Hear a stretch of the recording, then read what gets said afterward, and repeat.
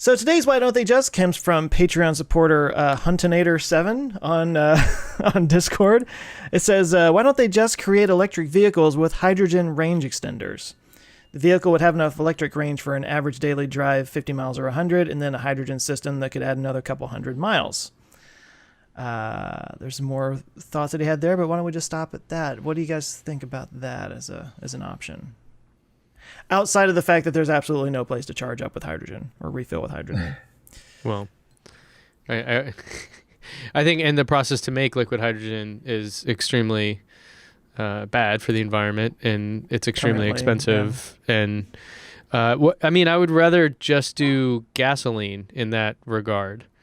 Unless there were infrastructure to support the hydrogen thing. Friends I know with plug-in hybrids, which is a lot of companies are going that way now. They report charging once or twice a year, going to the gas station once or twice a year because their daily commute is covered. So I don't really know if that's necessary given all of the crazy reasons why hydrogen would never work. Anything regarding hydrogen and transportation to me, the exception maybe like a ship or something for a regular consumer is just out the window. Doesn't make sense at all. Yeah. Well, we need to remember that two things. I mean, you add a lot of complexity because now you actually have a separate internal combustion engine again. And right there, you're going to raise your cost immensely. Well, is it fuel cell only or is it? I imagine it'd be a fuel cell. Okay. But still, you have the whole fuel cell. Yeah, you have another system on there.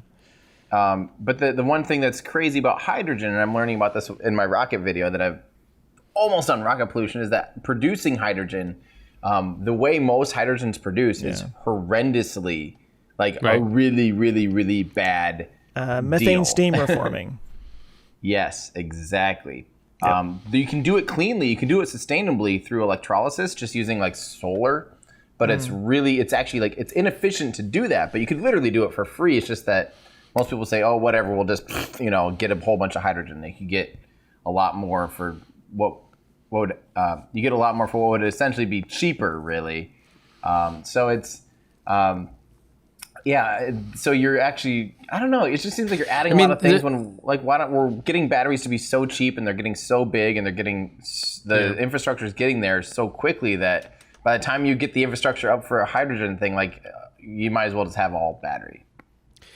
Yeah, and the grid itself is getting cleaner everywhere. So it's one of those things where having a full battery is more beneficial in the long run because you have this kind of network effect where even if the power for the cars comes from the dirtiest coal power plant in the world, eventually when that gets retired or even switches to natural gas, which isn't great, but is still something like 40% better in terms of emissions, that has an automatic network effect on every vehicle that's using that energy. So the concept is, I think, that we all want to be all electric.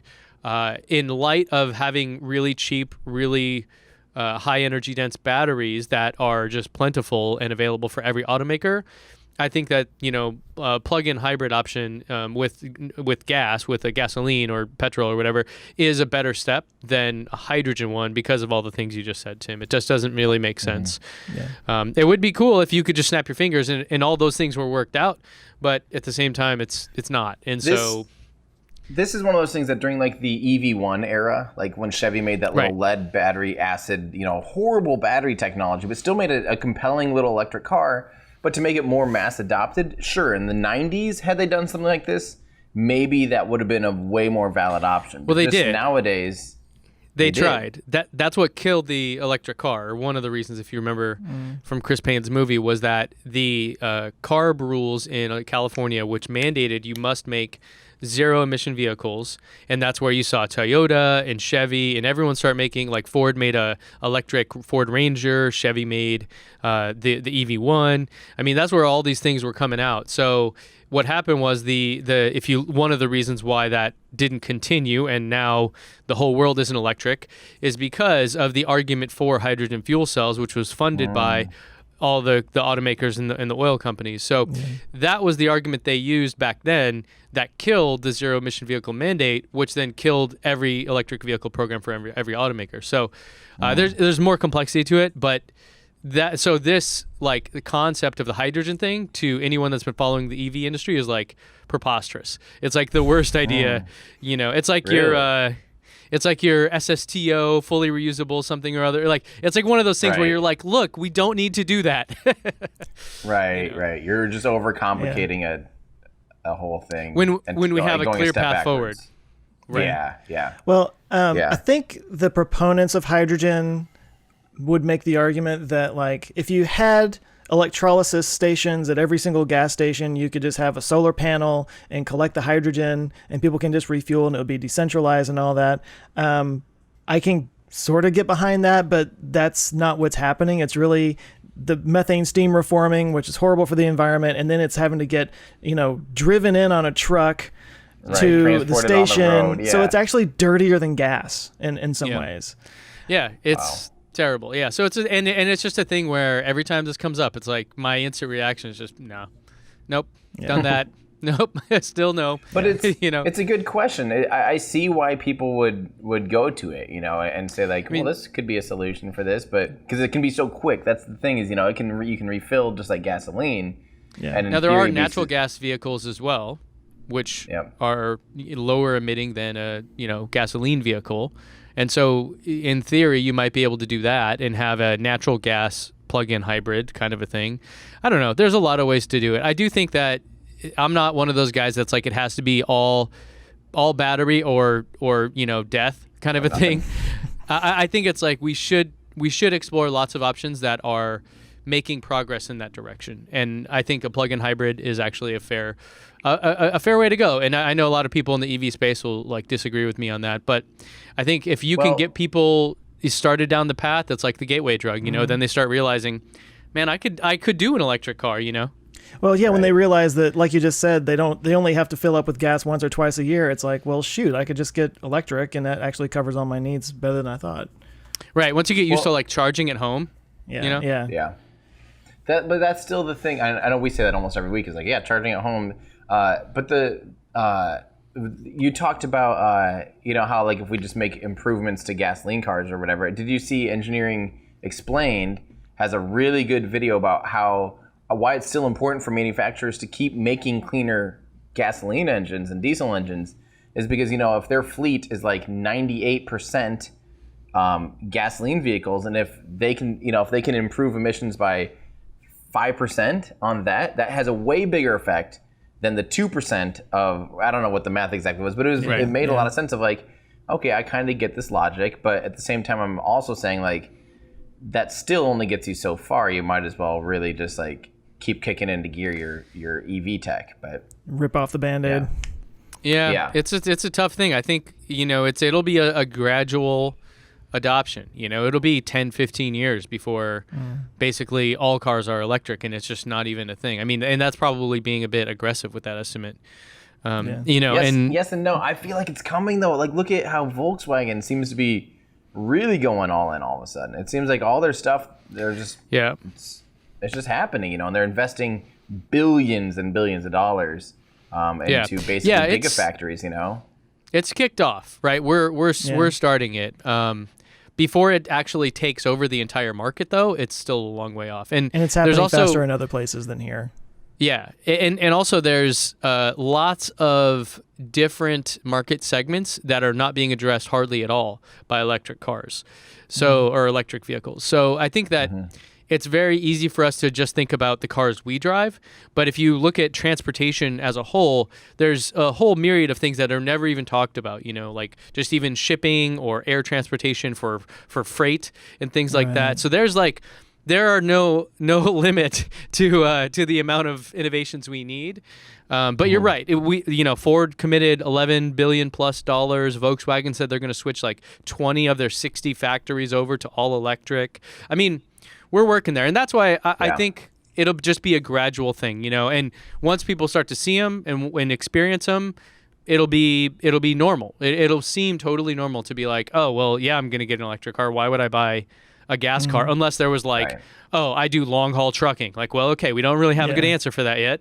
But when we do, hell yeah, I'm going the way. So I think there's a public perception change, and then the technology and the automakers will catch up. But like autonomous vehicles, I feel we're going to see a slow progression. It'll be 10, 20 years before it's like totally just the way.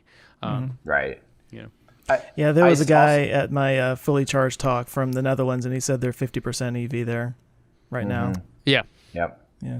Yep. It's Which is crazy. like and I think the population of San Diego or something. But still, I mean, it's their society has the perception has grasped on switched. that, Yeah, and that's they the have important part. Adopted it. Yeah, that is the important. The thing that it still boggles my mind is when you hear from BMW and Toyota. Those are the two like most disappointing to me right now. Where they've Especially almost like Toyota. dug their heels in, and it's like, Yep, what they are have. you guys doing? Like BMW. I know BMW is trying to do like the like a 3 Series electric. I don't remember what it's called, but like it's Vision something or other. Yeah. yeah, and it's like that probably will hardly happen, and it'll probably be like it just seems like. And Toyota's the really disappointing one. Like, guys, do you know how push for big this. Toyota is? Right. They're like, It's stupid. yeah. They're I want to say they're forget it. They're so much bigger than every other auto company. It blew my mind when I saw it, and they're like the most stalwart about not going electric, and it's which really, is completely ironic given the Prius as like. Right. yeah. Released as this like thing of, oh yeah, like a bastion of, and now we call it like greenwashing, right? Right. Yeah. So it's one of those things you can kind of see here. Oh, those are terrible charts. If you guys are watching, I apologize for these hideous charts here. Okay, so I was gonna see. Yeah, you can see the. Yeah, there you go. No, that's not it. I'm sorry for these terrible charts. I'll have better ones next time. But yeah, it's a tremendous amount of. Yeah, come on, Wikipedia. I think I could probably go make those charts and put them up there. But yeah, they need to get behind it. And I actually think that there might be some hope here in that China is going to force the issue with Toyota. So China is going to force them to sell EVs. And with that, they could continue to be stalwarts and just sell compliance vehicles and all that. And honestly, I don't know. Compete.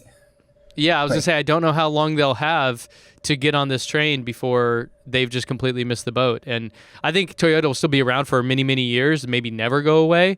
But if they don't, I really think if they don't make a big change, like Ford did, and like I praised Ford a couple years ago from like making these compliance vehicles to be like, nope, we're going to make an electric Mustang and an electric F-150. Like their most sacred vehicles, and that to me is, even it's still like slow going, it's still going to take time.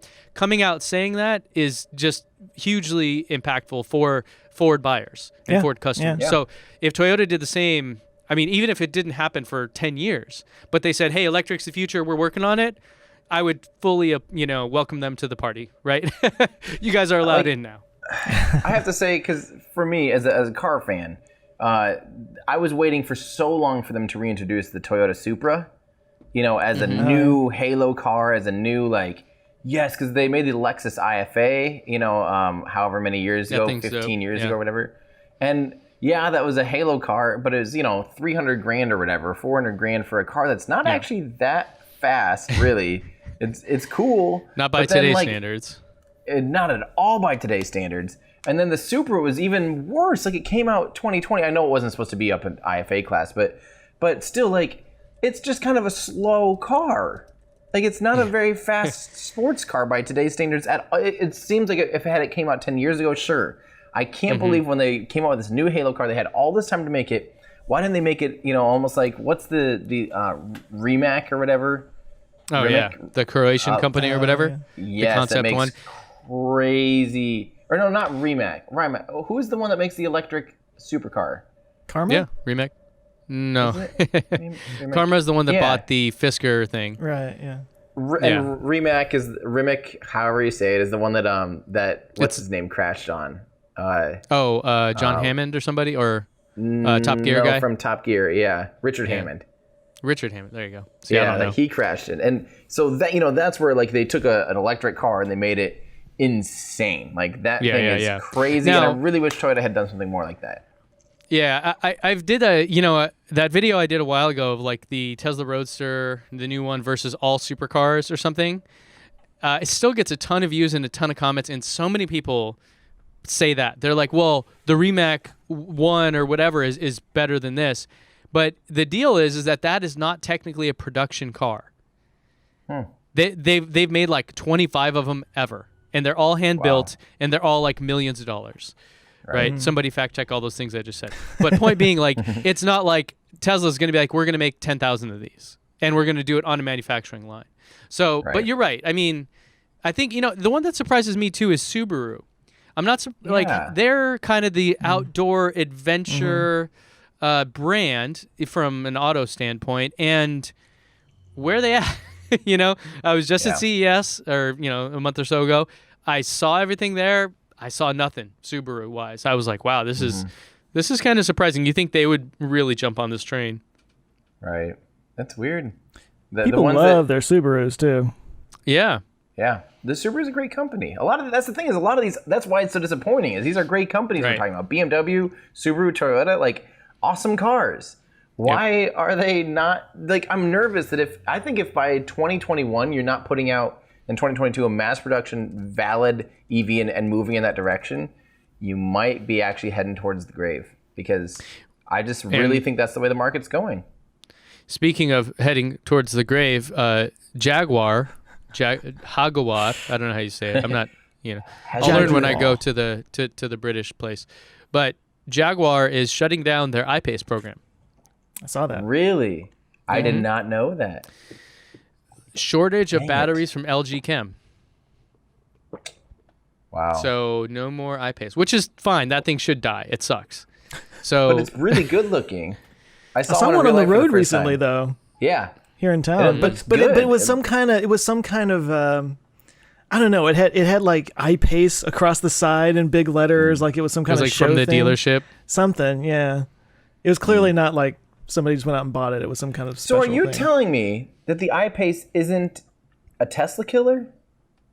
Yeah. There's no such thing. Yeah, it wasn't a Tesla killer. But there were all those breathless headlines. It's a really good looking car. I love that. I don't know about the interior. Great in person. Yeah, I don't know about the interior either, but if you guys saw Doug DeMuro's review, and I talked to him after he did it, because it was here in San Diego, he was like, this is like a Jaguar owner's car. This is not a traditional, like a normal person would get in this and be like, what the heck is this going on? yeah. Which sucks. I don't like this car. I never have. I'm happy it's dying. But it sucks that we have one less automaker making compelling electric vehicles, because it was compelling to a very small segment. And if anything, the negative of this is the Fudsters or Jaguar is going to stand up and say, "See, no one bought them. We made them, and they were good, and it didn't sell." And you're like, guys, well, that's their fault for not making it good enough. 100%. Yeah, I agree, and that's why whenever someone comes out with a compelling product in this space, that to me is where I feel like I give them all the loves, right? Even if there's like a terrible past, like the Chevy Bolt, for example. I don't like the car. I don't like Chevy. I think they have a terrible history with electric vehicles and all that. However, I do think it's a compelling product. And I do think a lot of people like it. So totally fair. Like, hey guys, keep doing that. Upgrade this thing. Like, let's go.